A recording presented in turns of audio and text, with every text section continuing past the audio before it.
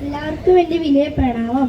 ഗുരുർ ബ്രഹ്മ ഗുരുർ വിഷ്ണു ഗുരുർദേവോ മഹേശ്വര ഗുരു സാക്ഷാൽ പരബ്രഹ്മ തസ്മൈ ശ്രീ ഗുരവേ നമഃ.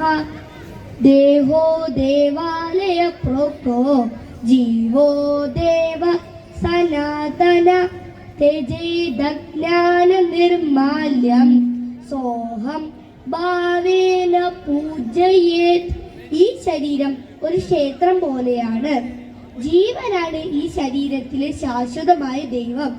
അറിവില്ലായ്മയുടെ മാലിന്യം ഉപേക്ഷിക്കുക.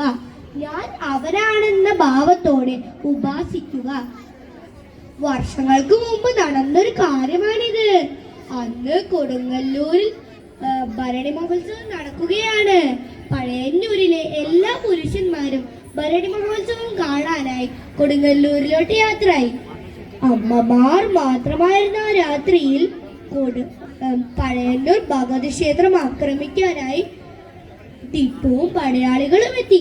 വാളേന്തിയ പടയാളികൾ ദേവിക്ക് നേരെ പാനെടുത്തു.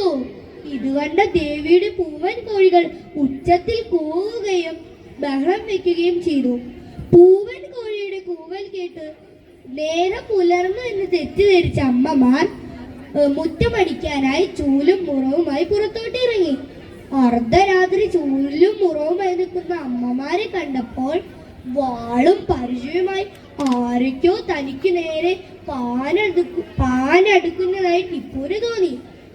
എന്തെന്നില്ലാത്തൊരു ഭയം തോന്നിയ ടിപ്പുവും പടയാളികളും സ്വന്തം ആയുധങ്ങൾ പോലും അമ്പലമുറ്റത്ത് വലിച്ചെറിഞ്ഞ് പ്രാണരക്ഷാർത്ഥം ഓടി.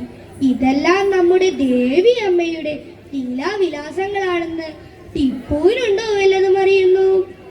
പഴയന്നൂരമ്മേ ശ്രീകാവിലമ്മേ പൂർണേശ്വരി ദേവി അമ്മേ, കാത്തിടേണേ എൻ്റെ കാലടികൾ, ഓർത്തിടേണേ എൻ്റെ കൈകളെയും, പായസം നേദിക്കും നേരമമ്മേ ഓടിയെത്തിയിടാം നിൻ ചാരയായി.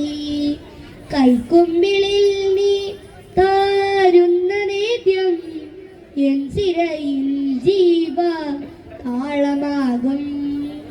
ധ്യാനജപാതി മാറന്നിടുമ്പോൾ ഉല്ലാസ കേളി ആഴ്ന്നിടുമ്പോൾ ഉണ്ണിയെ തൊട്ടു വിളിച്ചിടേണേ തട്ടകത്തമ്മേ ശ്രീ കാവിലമ്മേ.